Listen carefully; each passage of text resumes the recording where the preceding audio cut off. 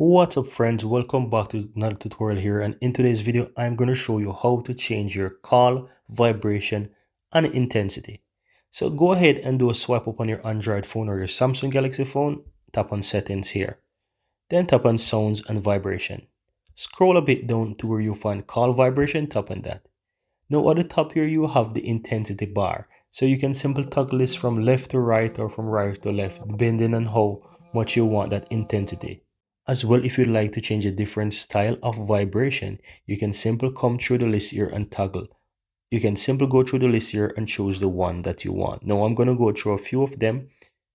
This is the short one, this is the medium one, this is the basic. You can do the zigzag one as well, the spinning one, the siren telephone. You have a bunch of different options, guys. The cricket.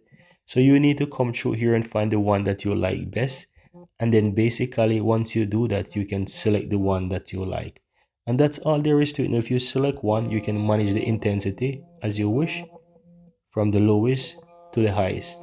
But that's all there is to it, guys. Very easy and very simple.